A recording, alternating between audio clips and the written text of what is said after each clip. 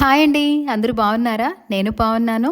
Welcome back to our channel it's Pramees home and kitchen. ఇవాళ ఒక మంచి వ్లాగ్తో మేము ముందుకొచ్చేస్తాను. ఇది చాలామందికి నచ్చే వ్లాగ్, నా ఫ్రైడే వ్లాగ్ అనమాట. సో నేనైతే ఇప్పుడు వైభోలిషి వ్రతాలు చేసుకుంటున్నాను కదా, ఇది సెకండ్ వీక్. సో మార్నింగ్ నుంచి నేను ఇంట్లో చేసుకున్న వర్క్స్ అండ్ పూజ అంతా కూడా మీతో షేర్ చేస్తాను. వ్లాగ్ అంతా ఎండ్ వరకు మిస్ చేయకుండా, స్కిప్ చేయకుండా వాచ్ చేయండి, చాలా బాగుంటుంది. అండ్ కొత్త వాళ్ళు ఎవరైతే వాచ్ చేస్తున్నారో ప్లీజ్ చూసిన వెంటనే సబ్స్క్రైబ్ చేసుకొని మన ఛానల్ని ఫాలో అవ్వండి. మన ఛానల్లో నేను డైలీ వ్లాగ్స్ అనేవి పోస్ట్ చేస్తూ ఉంటాను. అండ్ ఎప్పటిలాగానే పాత వాళ్ళు చూసిన వెంటనే ఒక వ్యూ ఇవ్వండి, ఒక లైక్ చేయండి. మీరు ఇచ్చిన 1 లైక్ నాకు చాలా మోటివేషన్, ఇంకా సపోర్టివ్గా ఉంటుంది. అండ్ కొత్త వాళ్ళందరికీ కూడా మన ఛానల్లో వెల్కమ్. అండ్ ఇప్పుడైతే మార్నింగ్ ఇంకా పూజ అది కూడా అయిపోయాక ఇంకా వేళ ఫాస్టింగ్ కాబట్టి పిల్లలకి కూడా సింపుల్గా క్యారియర్ ప్రిపేర్ చేసి అయితే పంపించేశాను. ఇంకా ఆఫ్టర్నూన్ నుంచి ఇల్లు క్లీనింగ్ అనేది స్టార్ట్ చేసుకుంటున్నా. అంటే మీ చాలామందికి తెలిసే ఉంటుంది, మాది డబుల్ స్టోరీ కాబట్టి కిందన దీపారాధన అయిపోయాకే పైకి వెళ్ళి క్లీనింగ్స్ అనేవి చేసుకుంటాను. సో ఆ రోజు కూడా ఇంకా మధ్యాహ్నం నుంచి అయితే పైనుంచి కింద వరకు క్లీన్ చేసుకొని అయితే వచ్చేసాను. ఇంకా పూజ ఉంది కదా ఈవినింగ్, సో అదే ఫ్లోలో ఇంకా నా వర్క్ అంతా కూడా కంప్లీట్ అయిపోయిందనమాట. పైనుంచి కిందకి అంతా ఊడ్చుకొని వచ్చి ఇంకా మోపింగ్ చేసుకొని కొద్దిగా ఏంటంటే టీవీ రూమ్ చూసారు కదా, ఇది పిల్లలు రోజు వెళ్ళి టీవీ వాచ్ చేస్తూ ఉంటారు. ఈవినింగ్ వచ్చాక ఇంకా ఒక్కొక్కసారి స్నాక్స్ అవి కూడా అక్కడ తినేస్తూ ఉంటారు. సో వీక్లీ వన్స్ అయితే ఇలాగ బెడ్షీట్స్ అవి చేంజ్ చేస్తాను. సో సోఫా సెట్ అది లేదు కాబట్టి అక్కడ అలా పాతది ఒక కాట్ ఒకటి ఉంటే అదే నేను ఫోల్డ్ చేసి దానిపైన అలా దివాన్ లాగా సెట్ చేస్తాను అనమాట. సిట్టింగ్ బాగుంటుంది. అండ్ కాబట్టి ఇంకా నాకు వీక్లీ వన్స్ ఏంటంటే బెడ్షీట్ వీక్లీ వన్స్ అనే కాదు, వీక్లీ ట్వైస్ కూడా ఒక్కొక్కసారి చేంజ్ చేసేయాల్సి వస్తుంది. ఎందుకంటే పిల్లలు తింటే ఏవైనా మార్క్స్ పడ్డాయి అనుకోండి, బాగోదు కదా. సో అందుకే ఇంకా తీసేసి నీట్గా అయితే క్లీన్ చేసుకుంటున్నాను. నేను నీట్ అండ్ టిడీగా ఉంటే చూడడానికి కూడా బాగుంటుంది. మన ఇంట్లో ఉన్న వస్తువుల కన్నా మనం అరేంజ్ చేసుకునే కొన్ని ఇలాంటి సెట్టింగ్స్ కూడా చాలా అందంగా ఉంటాయి. సో ఇంకా చూసారు కదా, ఇంకా పిల్లో కవర్స్ అయితే ఇంకా మొన్న దివాళీకి చేంజ్ చేశాను, దివాళీ అయ్యాక చేంజ్ చేశాను. ఇంకా మళ్ళీ పండగకే చేంజ్ చేస్తాను కవర్స్ అవి. సో ఇక్కడ మాత్రం ఓన్లీ బెడ్షీట్ ఒకటి ఇలా చేంజ్ చేసేసి నీట్గా అయితే ఒక్కసారి మొత్తం అంతా సెటప్ చేసేసుకొని అయితే కిందకు వచ్చేసాను. అండ్ కొన్ని కామెంట్స్ వచ్చాయండి, ఆ కామెంట్స్కి అయితే ఆన్సర్స్ ఇస్తాను. ఫస్ట్ అయితే చాలా చాలా థ్యాంక్స్ అండి. చాలామంది కూడా మంచి మంచి కామెంట్స్ చేశారనమాట లాస్ట్ బ్లాగ్కి. అండ్ ఒక్కరైతే అడిగారనమాట, మీరు పూజ చేసే ముందు గంట ఎందుకు కొడుతున్నారు, పూజ అయిపోయాక హారతి ఇచ్చేటప్పుడు కదా గంట కొడతారు అని. హారతి ఇచ్చినప్పుడు కూడా మనం గంట కొడతామండి. అండ్ మనం దేవాలయంలో కడుగు పెట్టిన వెంటనే బయటనే గంట అయితే పెడతారు కదా, గంట కొట్టే మనం లోపలికి దర్శనానికి అయితే వెళ్తాం కదా. సో అదేవిధంగా మనం పూజ చేసినప్పుడు కూడా ఇంట్లో ఫస్ట్ గంట కొట్టి స్వామికి వినిపించినట్టుగా గంట కొట్టి ఆ తర్వాత స్వామిని మనం ఆహ్వానిస్తాము. సో నేను అప్పుడే గంట కొట్టిన తర్వాతే దీపారాధన అనేది చేస్తాను అనమాట. నేను చిన్నప్పటి నుంచి కూడా ఇలానే చేస్తున్నాను. ఎందుకు అంటే ఇది నేనంతలు నేను నేర్చుకునేది కాదు కదా. మనం ఏదైనా నేర్చుకున్నామంటే అది చుట్టుపక్కల వాళ్ళని చూసే నేర్చుకోవడం అవుతుంది. సో మా ఇంట్లో మా చిన్నప్పుడు బ్రాహ్మిన్స్ ఉండేవారండి. ఆ ఆంటీ అయితే వైభోలిషి వ్రతం అనేది చేసేవారనమాట. సో నేను 7th స్టాండర్డ్ చదువుతున్నాను. అప్పటి నుంచే ఎవ్రీ వీక్ మాకు పూజకు పిలవడం, మేము వెళ్ళడం, చూడడం. సో చూసి నేను కూడా బాగా ఇంకా అమ్మవారి పూజ చేసుకోవాలి అని అనిపించింది. సో నేను కూడా వెంటనే 7th స్టాండర్డ్లోనే పూజ అనేది స్టార్ట్ చేశాను, అమ్మవారి పూజ. అప్పటి నుంచి కూడా చేసుకొని సేమ్ ప్రాసెస్ ఇలానే వస్తున్నానండి ఇప్పటి వరకు కూడా.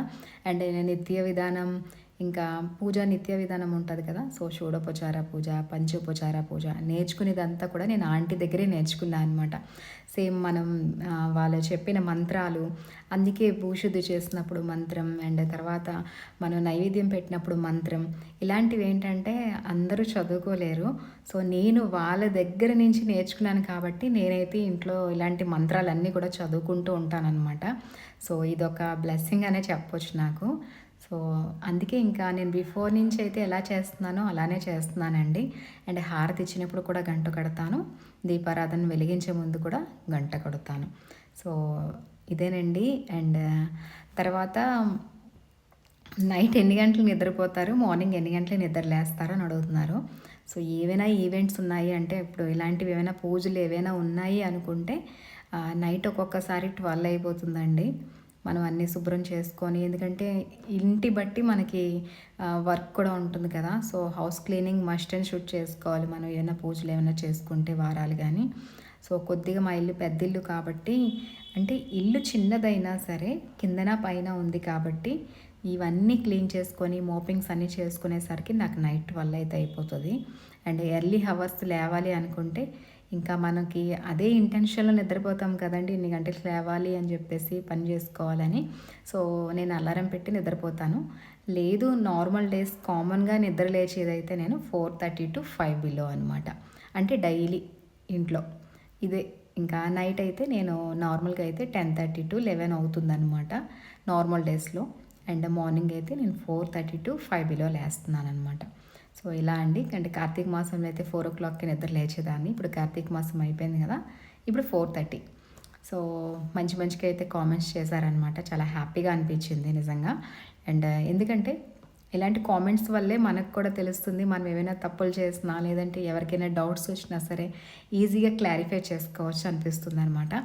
అండ్ తర్వాత ఏంటంటే నేను నెక్స్ట్ ఏదైనా సరే ఇంట్లో ఏ పూజ చేసినా, లేదంటే ఏదైనా కథ చదువుతున్నా లైవ్లో పెడదామని అనిపిస్తుందండి నాకు. అంటే ఎవరికైనా సరే వ్రత విధానం తెలియని వాళ్ళకి కూడా తెలుస్తుంది కదా అనిపిస్తుంది. సో ఈసారి నేను ఇంట్లో ఏదైనా పూజ చేసుకుంటే లైవ్ అనేది బిఫోర్ డే మీకు నేను చెప్తానండి. ఇంకా ఏమీ డౌట్స్ లేకుండా మీరైతే ఇంకా లైవ్లోనే చూడొచ్చు అనమాట. అంటే షోడోపచార పూజ చేసినప్పుడు నేను చెప్పాను మీకు, రామదేవుని పూజ చేసినప్పుడు చూసి చాలామంది అయితే చేసుకుంటారు. రామదేవుని బుక్లో ఏంటంటే మనకి కథ ఉంటుంది కదా, వ్రత విధానం కథ బుక్లో ఏంటంటే ఈ షోడోపచార పూజ అనేది ఏమి ఉండదన్నమాట. సో మనంతలు మనం చేసుకొని ఆ తర్వాత మనం కథలో ఉన్నట్టుగా చేసుకోవాలి. సో ఇలాంటివి కొన్ని ఏంటంటే మనం లైవ్ పెట్టామనుకోండి, ఎవరైనా చేసుకోవాలన్నా చేసుకోవచ్చు, ఈజీగా అనిపిస్తుంది. సో నేను బిఫోర్ డే అనేది ఇన్ఫామ్ చేస్తాను మీకు ఎప్పుడైనా నేను లైవ్ పెడదాం అనుకుంటే. అండ్ నా కిచెన్ కూడా చాలామందికి ఇష్టం కదా, సో నేను కిచెన్ క్లీనింగ్ చేసినప్పుడు కూడా లైవ్ అనేది పెడదాం అనుకుంటున్నాను. సో మీకు ఎవరికైనా ఇంట్రెస్ట్ ఉందనుకుంటే కామెంట్ చేయండి. అండ్ నేనైతే నార్మల్గా ఫస్ట్ అయితే లైవ్లోకి వద్దాం అనుకుంటున్నాను. అది టైం అనేది నేను మీకు సెట్ చేసుకొని చెప్తాను. అండ్ మీకు కూడా టైం ఉండాలి, అండ్ నాకు కూడా టైం ఉండాలి. నేను ఫస్ట్ టైం లైవ్ పెడుతున్నాను కాబట్టి ఎక్కువ మంది ఇంటరాక్ట్ అయితే అవ్వరు. సో నేను బిఫోర్గా అయితే ఇన్ఫామ్ చేస్తే నా వ్యూవర్స్ అందరూ కూడా లైన్లో ఉంటారు కాబట్టి, సో నేను ఆ టైంలో అయితే లైవ్ అనేది పెడదాం అనుకుంటున్నా. అండ్ ఇప్పుడైతే ఇంకా పూజ వరకు వచ్చేసాను. ఈవినింగ్ అయిపోయింది, క్లీనింగ్స్ అన్నీ చేసుకొని ఫ్రెష్ అయ్యేసరికి. ఆ తర్వాత ఇటువంటి నైవేద్యానికి అయితే పాలు తెచ్చుకున్నాను అనమాట. మనకి మహాలక్ష్మి దేవికి ఏంటంటే ఏదో ఒక తీపి నైవేద్యం పెట్టుకుంటే మంచిదన్నమాట. ఎప్పుడు కూడా ఎవ్రీ వీక్ పరవన్నం కానీ లేదంటే హల్వా కానీ ఇలా నైవేద్యం అనేది ప్రిపేర్ చేస్తున్నాను. ఇక్కడ ఈవినింగ్ ఇంకా పూజకి చూసారు కదా, దీపారాధన కూడా అయిపోయింది. ఫస్ట్ ఆగ్నేయమూలలో దీపారాధన చేసుకున్నాను, ఆ తర్వాత వినాయకుడి దగ్గర దీపారాధన చేసుకున్నాను, ఆ తర్వాత తులసిమాత దగ్గర కూడా దీపారాధన అనేది కంప్లీట్ చేసేసుకున్నాను. ఇంకా ఇలాంటి పూజల టైంలో ఏంటంటే నేను ఎక్కువ షూట్ చేయలేకపోతున్నాను. అందుకే మధ్యలో ఏంటంటే ఈ వ్రత విధానం చదివినప్పుడు పిల్లలకైతే చెప్తున్నారనమాట షూట్ చేయమని. సాయంకాలం పూజ అయితే మాత్రం చాలా బాగుంటుంది, ఇల్లంతా దీపాలతో. ఇంట్లో కూడా మన పూజ అనేది అయిపోయింది మందిరంలో. ఫస్ట్ సాయంకాలం సమయంలో సంధ్యా దీపారాధనలో వచ్చను తల్లి మహాలక్ష్మి, వచ్చున్ తల్లి వరలక్ష్మి, వజ్ర కిరీటము చూడండి, ముత్యాల హారం చూడండి, నాగాభరణం చూడండి, మంగళ రూపం కనరండి. సాయంకాలం సమయంలో సంధ్యాదీపారాధనలో వచ్చును తల్లి వరలక్ష్మి, వచ్చును తల్లి మహాలక్ష్మి.